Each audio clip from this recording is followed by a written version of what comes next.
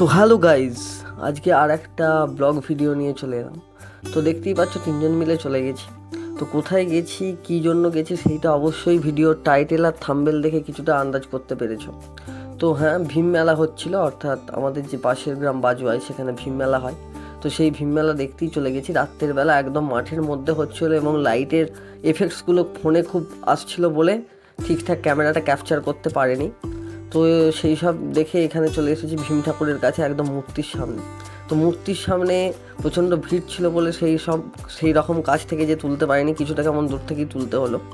আর সেই সব দেখেই চলে গেলাম এখানে, অর্থাৎ আমরা ঠিক টাইমেই গেছিলাম, কারণ পুজো হওয়ার পরে তারপর ফলকুচো দিচ্ছিল, আর ফলকুচো খাওয়াটাও একটা বড় ব্যাপার।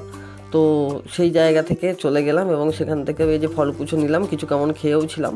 তো সেই জায়গাটা দেখানো হয়নি কারণ এত স্পিডে দিচ্ছিল।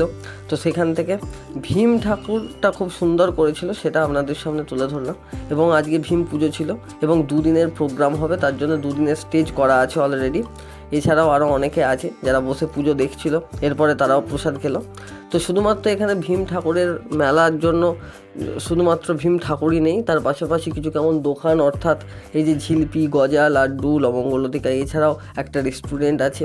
এছাড়াও আরও অনেক ধরনের ফুচকা থেকে শুরু করে নানান ধরনের স্টলও এখানে রয়েছে। এছাড়াও আমরা দেখতে পাচ্ছি এখানে ভুট্টা ভাজা থেকে শুরু করে নানান ধরনের ফুচকা, পকোড়া, ছোটোখাটো ইত্যাদি অনেক কিছুই রয়েছে। তো তারপরের দিনটা যাইনি, তো আজকে দ্বিতীয় দিন। তো দ্বিতীয় দিনে চলে গেছিলাম আবার। তো সেখানে হচ্ছিল নাচ গান, অর্থাৎ ডান্স হাঙ্গামা।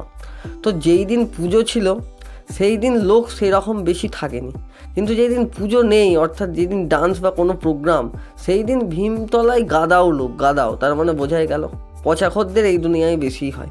মানে যেখানে এন্টারটেনমেন্ট, সেই সব জায়গায় লোক সংখ্যা একটু বেশিই হয়।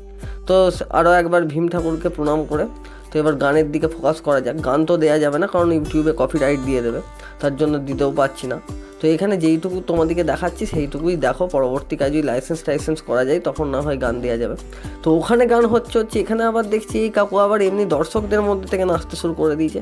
মানে হোয়াট এ কামাল! কিসের কামাল বুঝতেই পারছো, বাংলার কামাল। তো বাংলাকে কাকা এখানে বাংলা নাচ করছে, আর ওপরে অবশ্যই ড্যান্স হাঙ্গামার প্রপার ডান্স হচ্ছে।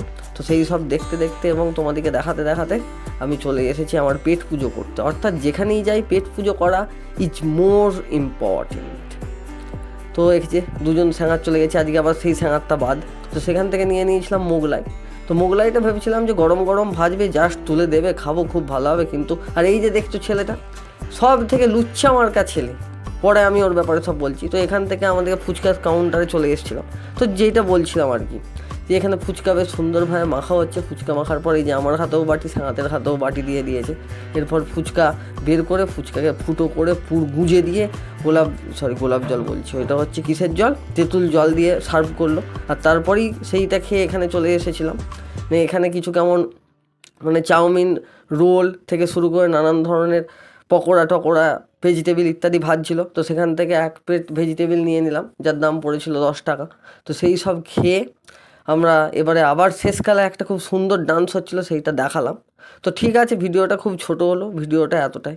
যদি ভিডিওটা ভালো লাগে তাহলে লাইক, শেয়ার, কমেন্ট এবং সাবস্ক্রাইব করে অবশ্যই পাশে থাকবে। আবার দেখা হবে অন্য কোনো ব্লগে, ততক্ষণে বাই বাই।